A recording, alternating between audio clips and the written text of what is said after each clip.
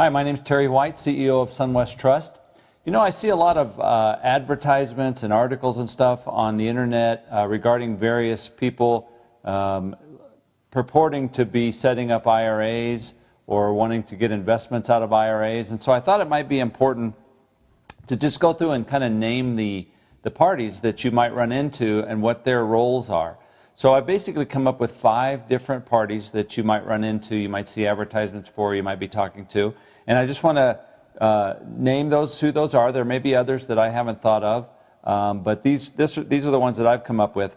The first one is going to be the person that has created the investment, or is the, let's call them the seller, the investment seller. So if you have someone that basically you're going to loan money to, the person you're lending to would be the person I'm talking about. They actually, or you have a friend who flips houses and you're going to lend them money, or you're going to buy the house and they're going to do the work on it, something like that. That would be the creator of the investment. And so that person, you know, might be looking for people to invest money in what they're doing, which might be outside of an IRA or could be inside an IRA. So if you're going to invest with them inside your IRA, then you would need some of these other parties I'm going to talk to, namely either a TPA or a custodian.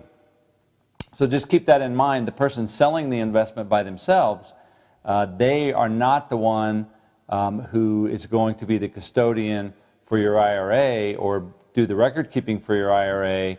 And in most cases that I'm aware of, all cases that I'm aware of, they're not going to be have a relationship with that person other than some kind of a business. Maybe they refer accounts to them or something like that.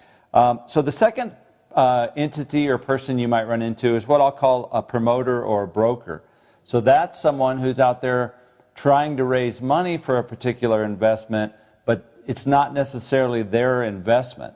So it might be someone who, you know, maybe I go out and I raise money for oil and gas investments, and I don't really do the drilling, or I'm not the person that's doing that, but I'm just out there raising money for them. So again, I might be taking money from non-IRA type investors, which is fine, assuming they have all the right authorizations and they've you know, done everything they're supposed to do to make it a legitimate investment.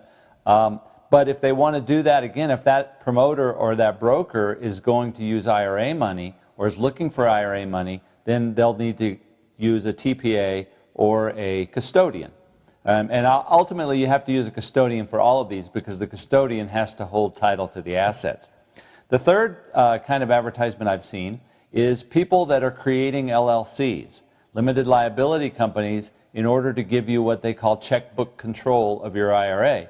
And a lot of these LLC companies, you might find them advertised on the internet, and they will create the LLC and they'll go ahead and help you set up the account or even do the paperwork to get your account set up with a custodian, but they are not the custodian. So sometimes you have to look through what they're doing to see who the custodian is, and is that a custodian that you want to do business with. One way or the other, you need to do that due diligence.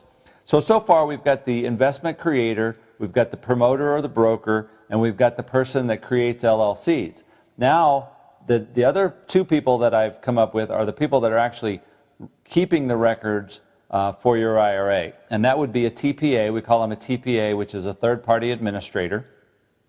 And what that is basically just a record-keeping company, a company that keeps the records for your IRA, but they have to be associated with a custodian because the Internal Revenue Code, Section 408N, says that you have to be a bank or an entity that is governed by the state banking regulators in order to be a custodian. So regardless, all of these people that I've talked about ultimately have to be dealing with a custodian. So that brings up the last person that you can deal with would be the custodian. So SunWest Trust is a custodian.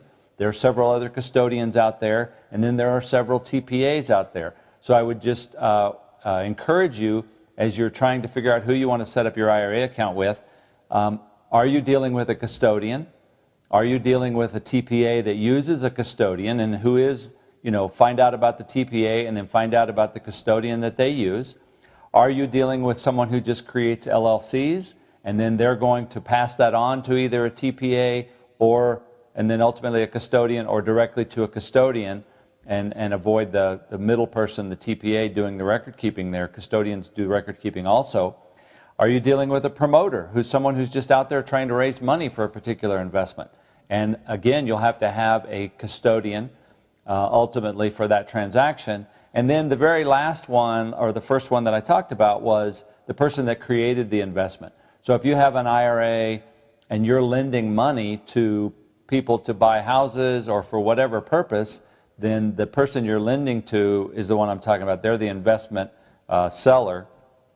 And so, again, all of those people have a role to play, and it's sometimes a very important role, but they all have to have a custodian. Ultimately, the custodian has to hold title to the assets. So be careful when you're out there, when you see opportunities, investment opportunities.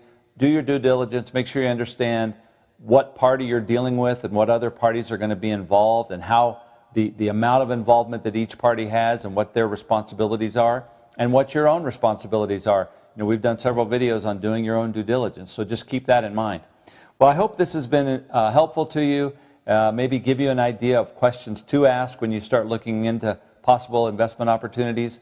I would encourage you to be careful, be diligent, look into it before you send money or make the investment. Make sure you know what you're getting into and you understand what you're getting into. And I would also encourage you to join us again next week for Tuesday at 2, and I'll look forward to seeing you then.